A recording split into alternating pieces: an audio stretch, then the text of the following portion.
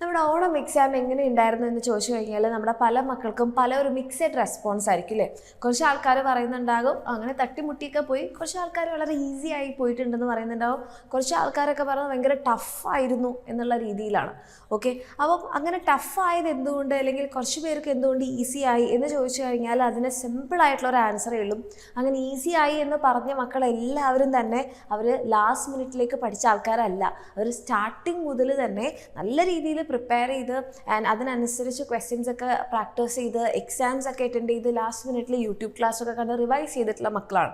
Okay, and അതുമാത്രമല്ല ചില മക്കളൊക്കെ പറയുന്നുണ്ടായിരുന്നു വെച്ചാൽ എല്ലാം പഠിച്ചു, ഓക്കെ എല്ലാം ഞാൻ എക്സാമിന് വേണ്ടി പഠിച്ചിട്ടുണ്ട്, പക്ഷേ എക്സാം ഹാളിൽ എത്തിയപ്പോൾ എനിക്ക് ആൻസർ മറന്നുപോയി, എനിക്കത് ആൻസർ കിട്ടുന്നില്ല. ഇപ്പം മാത്സിൻ്റെ ഒക്കെ ആണെങ്കിൽ സ്റ്റെപ്സ് എഴുതാൻ കിട്ടിയില്ല, ഫുൾ ബ്ലാങ്ക് ആയിട്ടുള്ള സിറ്റുവേഷനൊക്കെ ഉണ്ടായി എന്നുള്ളത്.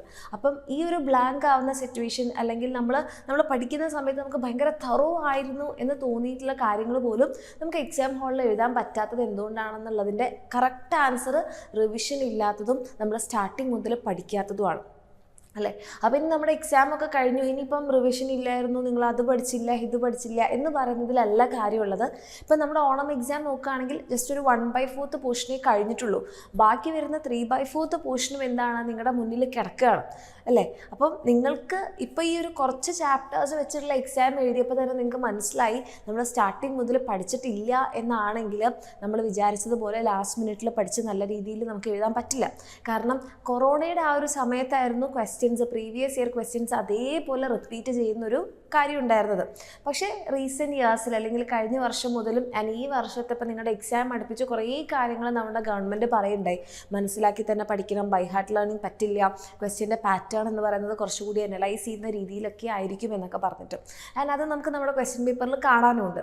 അപ്പം നിങ്ങൾ ഇതിൽ നിന്ന് എന്താ മനസ്സിലാക്കേണ്ടത്, സ്റ്റാർട്ടിങ് മുതൽ തന്നെ ചാപ്റ്റേഴ്സൊക്കെ പഠിച്ച് കോൺസെപ്റ്റ് മനസ്സിലാക്കാതെ ലാസ്റ്റ് മിനിറ്റിൽ ബൈ ഹാർട്ട് ലേണിംഗ് കൊണ്ടോ ലാസ്റ്റ് മിനിറ്റിലെ പ്രഡിക്ഷൻ മാത്രമോ നമുക്ക് മാർക്ക് തരില്ല, ഉറപ്പിക്കാൻ നമുക്ക് മാർക്ക് തരില്ല. അപ്പോൾ നമ്മൾ എന്താ ചെയ്യേണ്ടത്, വേഗം തന്നെ പഠിച്ചു തുടങ്ങാം. അപ്പം നമ്മുടെ എക്സാമിൻ്റെ ബാച്ചസിൽ ഇപ്പം നമ്മൾ ഓണം എക്സാമായിട്ട് ലൈവ് ക്ലാസ്സൊക്കെ ഇങ്ങനെ സ്റ്റോപ്പ് ചെയ്ത് നിർത്തിയിട്ടുണ്ടായിരുന്നു. അപ്പം നമ്മൾ ഈ ലൈവ് ക്ലാസ്സുകളൊക്കെ റീസ്റ്റാർട്ട് ചെയ്യാൻ വേണ്ടി പോകുന്നത് സെപ്റ്റംബർ 8 മുതലാണ്. അതായത് നിങ്ങളുടെ ഓണം എക്സാമൊക്കെ കഴിഞ്ഞ് നിങ്ങളൊന്ന് ചില്ലായി ഒന്ന് സമാധാനമായി ഓണം സെലിബ്രേഷനൊക്കെ കഴിഞ്ഞ് സെപ്റ്റംബർ 8 മുതൽ നമ്മുടെ ലൈവ് ക്ലാസ്സുകൾ റീസ്റ്റാർട്ട് ചെയ്യുന്നുണ്ടാകും. അപ്പം ഇനി മുതലുള്ള പോർഷൻസ് എങ്കിലും കറക്റ്റായിട്ട് പഠിച്ച് നിങ്ങളുടെ എക്സാമിന് വേണ്ടിയിട്ടുള്ള ക്വസ്റ്റ്യൻസ് ഒക്കെ ചെയ്ത് അല്ലെ മോഡൽ എക്സാം ഒക്കെ അറ്റൻഡ് ചെയ്ത് നിങ്ങളുടെ എക്സാം ടൈമിൽ നിങ്ങൾക്ക് റിവിഷനൊക്കെ ചെയ്ത് അങ്ങനെ നിങ്ങളുടെ മെമ്മറി സ്ട്രോങ് ആക്കുന്ന രീതിയിൽ കോൺസെപ്റ്റ് ക്ലിയർ ആക്കി പഠിക്കണമെന്നുണ്ടെങ്കിൽ എൻ്റെ കുട്ടികൾക്ക് എന്ത് ചെയ്യാം, വേഗം തന്നെ നമ്മുടെ താഴെ കാണുന്ന നമ്പറിൽ മെസ്സേജ് ചെയ്ത് അഡ്മിഷൻ എടുക്കാം.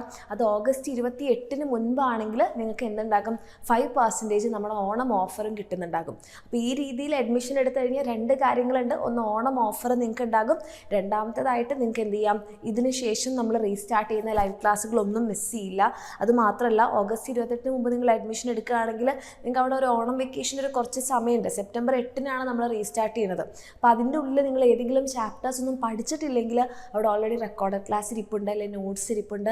അത് വെച്ചിട്ട് നിങ്ങൾക്ക് എന്ത് ചെയ്യാം, നമുക്ക് ക്ലാസ്സുകളൊക്കെ കണ്ട് നമ്മൾ ആ ഒരു ബാച്ചിൻ്റെ കൂടെ തന്നെ ആ ട്രാക്കിൽ നിങ്ങൾക്ക് കയറാൻ വേണ്ടി പറ്റും. അപ്പോൾ ഈ രീതിയിൽ എൻ്റെ കുട്ടിയൊക്കെ പഠിക്കണം എന്ന് ആഗ്രഹം ഉണ്ടെങ്കിൽ വേഗം തന്നെ താഴെ കാണുന്ന നമ്പറിൽ മെസ്സേജ് ചെയ്യുക, അഡ്മിഷൻ എടുക്കുക. All the best.